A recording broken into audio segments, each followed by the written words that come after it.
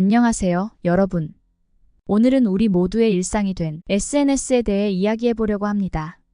특히 일상 공유와 프라이버시 보호 사이에서 우리가 어떤 선택을 해야 할지 함께 고민해 보는 시간을 가져볼게요. SNS의 양면성. 여러분, 아침에 일어나자마자 무엇을 하시나요?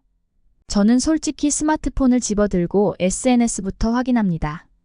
친구들의 근황, 좋아하는 연예인의 일상, 세상 돌아가는 소식.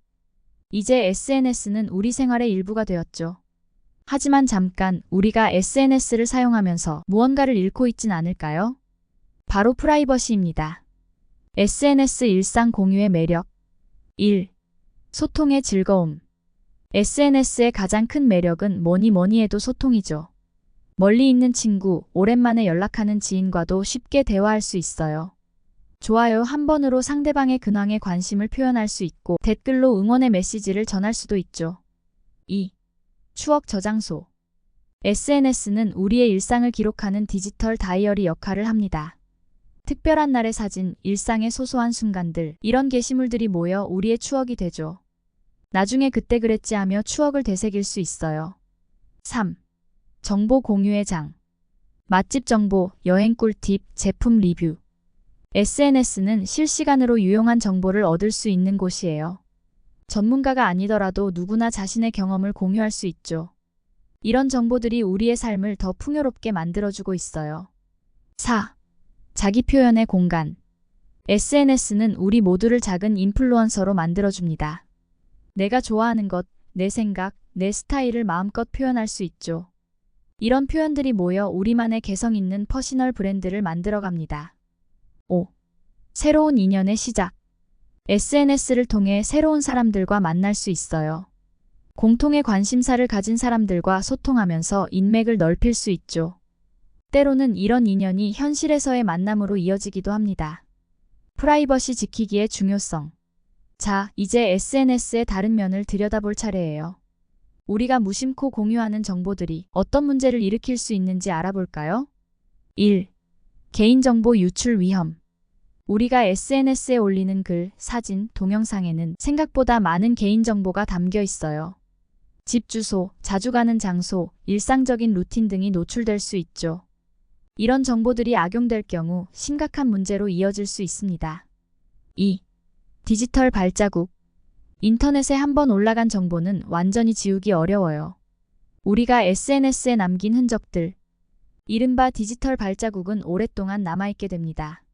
지금은 괜찮다고 생각한 게시물이 나중에 문제가 될 수도 있어요. 3. 사생활 침해. 때로는 우리도 모르는 사이에 다른 사람의 사생활을 침해할 수 있어요. 친구와 찍은 사진, 가족 모임 영상 등을 올릴 때 그 속에 등장하는 다른 사람들의 동의를 구했나요? 우리의 작은 실수가 누군가에겐 큰 불편함이 될 수 있습니다. 4. 사이버 범죄의 표적. 과도한 정보 공개는 우리를 사이버 범죄의 표적으로 만들 수 있어요. 스토킹, 신원 도용, 피싱 등 다양한 위험에 노출될 수 있습니다. 특히 위치 정보나 일정을 공유할 때는 더욱 주의가 필요해요. 5. 정신 건강에 미치는 영향. SNS를 통해 타인의 삶을 들여다보며 비교하게 되는 경우가 많아요. 좋아요 숫자에 일희일비하고 남들의 화려한 일상을 보며 상대적 박탈감을 느끼기도 하죠. 이는 우리의 정신 건강에 부정적인 영향을 미칠 수 있습니다. 균형 잡기 현명한 SNS 사용법. 자, 이제 우리는 SNS 사용의 장단점을 모두 알게 되었어요. 그렇다면 어떻게 하면 SNS를 안전하고 즐겁게 사용할 수 있을까요? 현명한 SNS 사용을 위한 팁을 알아볼게요. 1. 개인정보 설정 확인하기. 가장 먼저 할 일은 SNS의 개인정보 설정을 꼼꼼히 확인하는 거예요. 내 게시물을 누가 볼 수 있는지, 어떤 정보까지 공개되어 있는지 체크해보세요. 필요하다면 설정을 친구 공개 또는 비공개로 바꾸는 것도 좋아요. 2. 공유 전 한 번 더 생각하기. 무언가를 공유하기 전에 이 정보가 정말 공유할 만한 가치가 있을까?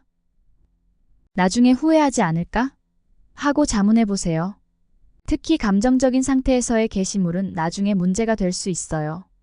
충동적인 공유는 잠시 멈추고 생각해보는 게 좋겠죠? 3. 위치 정보 주의하기.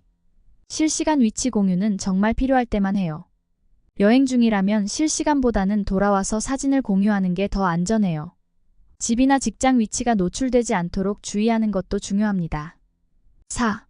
다른 사람의 프라이버시 존중하기. 친구나 가족과 함께 찍은 사진을 올릴 때는 꼭 동의를 구해요. 누군가에겐 공개하고 싶지 않은 순간일 수 있거든요. 태그를 할 때도 상대방의 의사를 물어보는 게 좋아요. 5. SNS 디톡스 시간 갖기. 하루 중 일정 시간은 SNS를 보지 않는 디톡스 시간을 가져보세요. 잠들기 전 1시간 또는 식사 시간엔 SNS 대신 현실에 집중해 보는 거예요. 이런 작은 습관이 우리의 정신 건강을 지켜줄 수 있어요. 6. 진정성 있는 소통하기. 좋아요 숫자나 팔로워 수에 연연하지 말고 진정으로 소중한 사람들과의 소통에 집중해 보세요. 가끔은 SNS 대신 직접 만나거나 전화로 대화를 나누는 것도 좋아요. 7. 긍정적인 컨텐츠 공유하기. 불필요한 논쟁이나 부정적인 내용보다는 긍정적이고 유익한 정보를 공유해 보세요.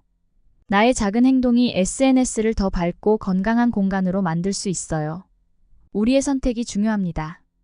여러분, 지금까지 SNS에서의 일상 공유와 프라이버시 보호에 대해 이야기해봤어요.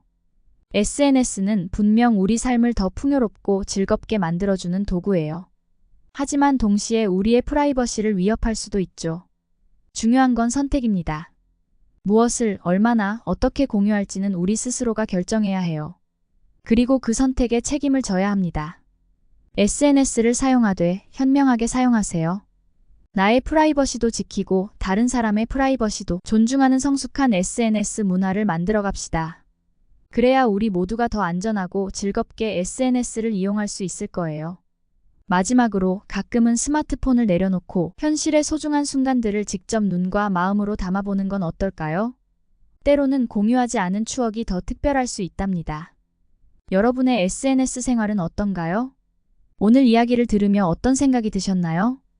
댓글로 여러분의 의견을 공유해주세요.